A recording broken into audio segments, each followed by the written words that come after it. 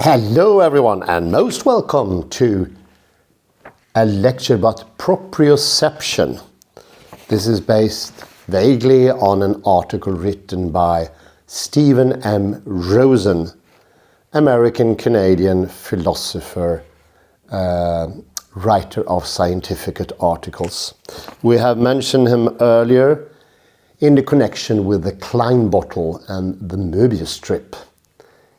He is a very keen thinker whose interest is to sort of connect subject with object.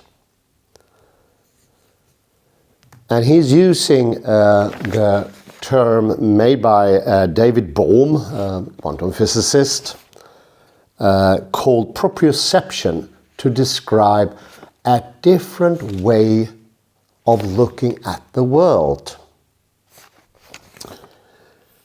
Those of you who are familiar with Ian McKilchrist knows that the left versus the right hemisphere also has a parallel in eyesight, how we look at the world.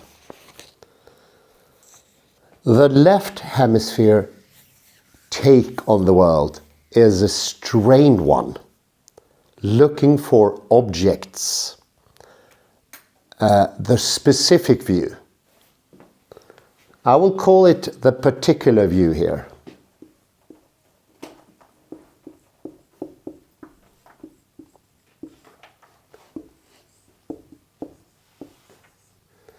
This is in contrast to the wider panoramic view, taking in everything, not specifically looking for something preconceived. The panoramic view.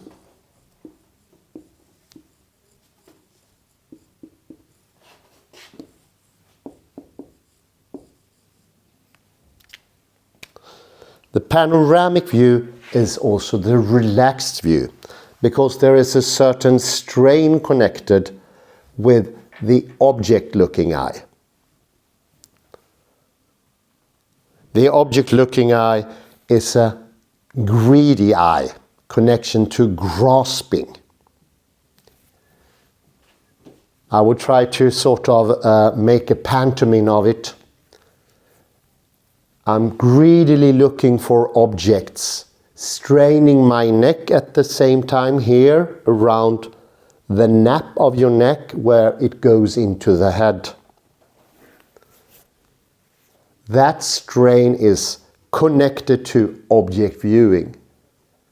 And the idea or the general preconception that we are divided from our surroundings. We are not in our reality. It makes a lot of sense to see that way of experience the world as pretty new, not as common as it used to be. And today, I would say it's the default view of most people. It's almost like a cult. The cult of the object, I choose to call it here.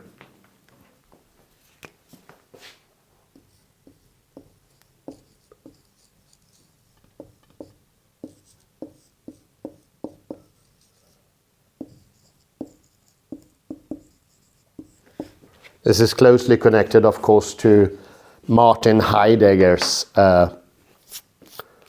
Vergessenheit or amnesia, where we forget the reality that we are in, where we as observers are the most important. Proprioception means to feel both outside and inside at the same time. Once more, you have the Klein bottle here that connects the both of them. Just a second, is there a lot of air above my head? Yes, but not too much. Maybe you can zoom in a little bit, just a little bit. I don't know if I dare to go. You just put your finger, two fingers at one time, and you can make it a little bit bigger. That's probably enough, yeah. Not so much. Cheers. Because I'm going to show some things with my hand. When the child or the baby, as a very young one, moves about, when it turns to the left or to the right, there is a certain reflex. So when the hand falls out, it raises slightly, and the head follows. And a connection is established between eye and hand. This is the first division between subject and object, so to speak. So the baby turns to the left, the arm goes up, and a little distance is created. This is how the baby learns about an external world. But also, it also learns how to focus its eyesight. This is the first gesture. It is primordial. This is the development of what could become a cleft between you living in the world and your surroundings. And that step I would call the cult of the object. Then you have left reality, and you had made representation of what used to be real, and that is connected with a particular proprioception that doesn't take your internal state. Let me give you some examples directly.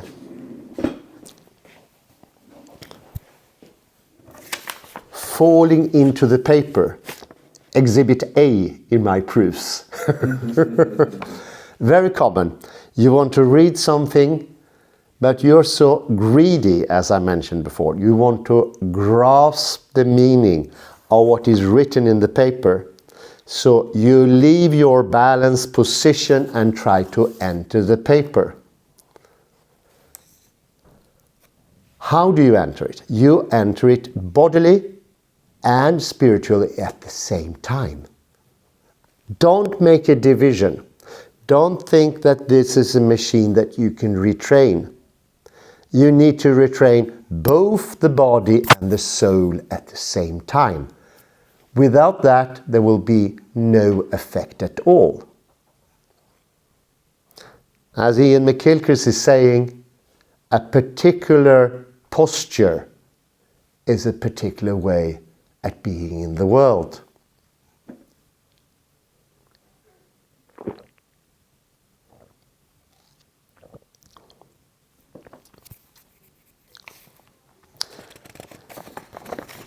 Steven M Rosen calls this the classical divide. You can here think the poor old René Descartes, who's stumbling around in the castle up there in Stockholm, Gripsholm's castle I think it was, and in the bitter cold of the winter morning, 4 o'clock, he has a bad posture. He's very intent of dividing the world, splitting the atom. In this process, you also lose your posture. You lose your bodily composition, your balance. You lose your connection to your sitting bones. This is the greedy posture of wanting to take in. I really want to understand. And then immediately all surroundings is lost. And the grim face of seriousness is replacing the joyous laughter, taking in posture. I call it taking in posture. It's an open bodily posture, not closed. You open up. And what happens at the same time is a relaxation of the eye, the strain around the retina. This is the very strain that makes the eyes go oval. That ovality can produce myopia, that is nearsightedness, for instance. So there is absolute result of this worldview. So let me just briefly repeat. You lose your balance, spiritual and bodily balance. So here your balance, you understand that the observer is part of reality. What you feel is important. When in this balance, you will feel, it's a bit chilly. I am hungry.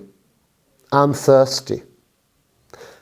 I have this delayed anger because somebody at the tram treated me badly yesterday. All those things are situated in the proprioceptive area of the body/mind. If you don't connect to those, you will not connect to the proprioception either. So you cannot do as Parfit, my so to speak, philosophical role model, Derek Parfit, the English analytical philosopher, he forgot his body constantly. He ate the same food every day. He did not sit in comfortable, balanced positions. He didn't even take care of his hygiene. He lost his proprioception, and thereby you lose your reality. There is no doubt about that. This is why I so much recommend the matter with things in connection with the master and his emissary. Because they bring up so much proof, scientific investigations, that we had lost our connections to our body. And the results of that losing, which is a dominance of the left hemisphere, and this is one of the reasons I call it the cult of the object, because the left hemisphere have no connection to reality. It is pure belief. You defy reality. And this is the very interesting point. Listen now, everything gets connected. This is why I like Steven M Rosen so much. Everything gets connected because you cannot separate worldview from bodily position or how you feel or how you progress in the world. Splitting the atom means that you no longer can understand the physical world. This is the point that Rosen is doing. You're stepping away from an understanding, a scientific understanding of the world. And you leap into the world of pure representation, the world of ideas. And that has its counterpart in a bad posture, where you greedily sitting, for instance, you leap into reality, you lose your... This is the vertical line of the balance. You lose that balance and you put your chin forward and you strain your eyes. All those actions will take you out of reality and into another unreal world where you can only believe, where learning... Is this still visible in the camera? Or I can move the whole thing to this. In the cult, learning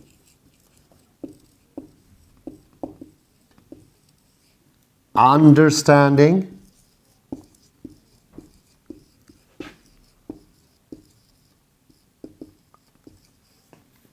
and knowledge.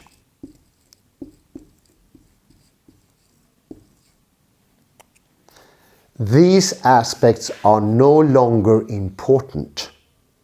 It's just belief instead.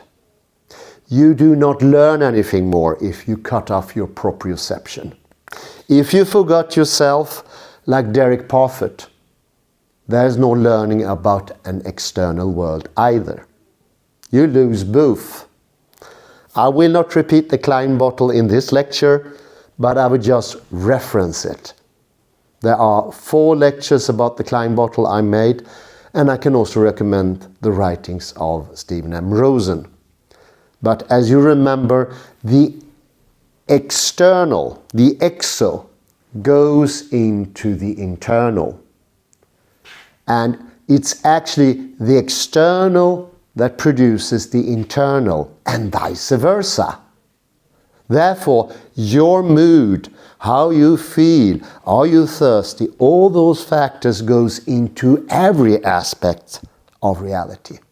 You cannot be a scientist if you don't see to your own bodily/mind. If you don't have connection to yourself, you will be a lousy scientist. A point also made by Niels Bohr. He always said, a good dinner first and then scientific experimentation or discussions. Often accompanied by a good beverage. Probably Carlsberg, or could be something else if it's earlier on. I usually prefer a nice cup of joe, but it needs to be of good quality, because the quality matters. In this area, when your proprioception is going towards the more balanced, a new factor develops that I wouldn't say it replaces, but it is parallel, and that's the idea of quality. So in the badly proprioceptive system, in the particular view, we need to use local reality. Sorry, now so many difficult words. Local reality, and local reality brings in only 2 aspects, that is true or false. It's an incredible simplification. Incredible. This is ignorance. Instead here you have quality. You have higher quality, just as Paul Feyerabend mentioned in his book The Conquest of Abundance, and many of his other books as well, and of course in his lectures. Science is about quality. And it's also about quality of life.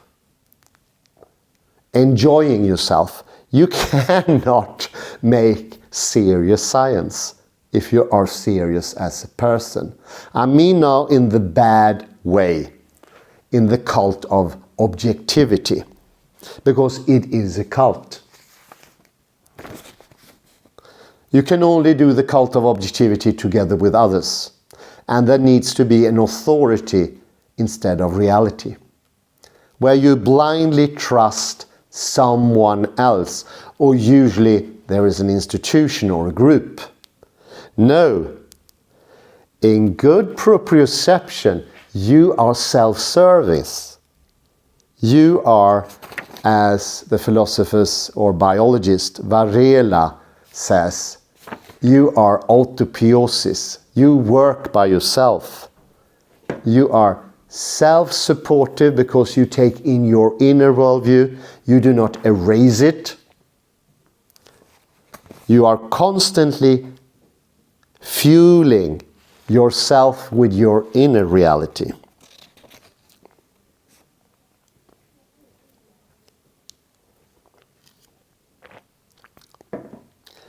As yet some more complicated words. I think I need to deconstruct it as a later lecture. But it's a collaborator of Bohm, Lee Nicole, and he emphasizes the need to use the body as a source of immediate concrete feedback. for inquiry, expanding attention to include physiological correlates of mental reactions. What is physiological correlations of mental reactions? Well, for instance, my previously mentioned like strain from this person on the tram treating me badly, not being nice to me. That leaves a strain somewhere in my body. I need to connect to this strain because it's going to have an effect. It's going to have an effect of my quality of taking in the world. Is that understand? I think that's a bit easier to understand. So if I do not like Derek Parfit, sorry to use him as an example here, I think we should give Immanuel Kant a free day today. So I use Derek Parfit. If you don't take you in your body, if you become over serious, you will also lose in the end of the external reality. And thereby, I am undermining one of the greatest canons from the cult of objectivity. And that is something that Jacques Monod would say. Lose yourself. Give up yourself. Give up your intentions. Give up your want to be a famed scientist or whatever you want to become. Thereby, you will reach objectivity. No, says Steven Rosen, and science, you will lose objectivity. Isn't that amazing? This is why I think Steven M Rosen is so important, because this is a definite blow against the cult of objectivity. It blows it at the center, the solar plexus. What is the solar plexus of objectivity? Is that, well, you can treat yourself badly, you have to conform into the institution, you need to go by the grades, you develop as an institutionalized person, but at least you will reach truth, the truth values. You will get some sort of objective knowledge. No, you will not. That is the first thing you lose, and that is knowledge, understanding and learning. This is a very short description of Steven M's marvelous article. I'm sorry about that. But I think since it's so complex, this is a good start. But learning that it is not irrelevant how you sit or stand. To give you an example about that, I attended lectures many years ago in Japan. The lecturer would not hold the lecture without us sitting on the floor and in a specific position of attention. He could never, and he did never in his whole lifetime, accept anyone sitting on a chair crouched or slumped, because your attention is necessary for the lecturer to make a good lecture, to make a class, a lesson, to teach something. So in Japan, you needed, at least at that time, to sit well. Whereas in the West, we are completely Cartesian. They actually joked about that. It's like we don't care about reality or knowledge. So people sit like this. I even attended a lecture a couple of weeks ago at I shouldn't say where it was, but it was something connected to radio. I think you know where. It was this guy sitting there yawning like this. That would never ever happen in Japan or the East, because then you already shut your whole system off. But the bad thing, many people in the West are unaware of this, and it affects mostly the possibility of knowledge. And then in the end, you have you have to do with facts. Facts, especially how they're usually used, are a sort of atoms that you collect. And in this atom collection, you need to have so much belief because you don't gain anything. Facts instead of knowledge. Today we live in the factoid world. Steven M Rosen's article is a really good step towards balance and including yourself, the observer, because you personally is the observer. It's not a generalized or universalized observer. It's you personally. With your name, with your personal number, you standing there, or I'm standing here. So do not lean into the world, because already then are you straining your eyes. And you make it impossible to see properly.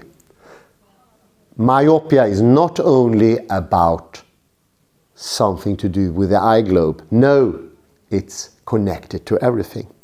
I end there. I say thank you very much for listening. Bye bye. Cheers.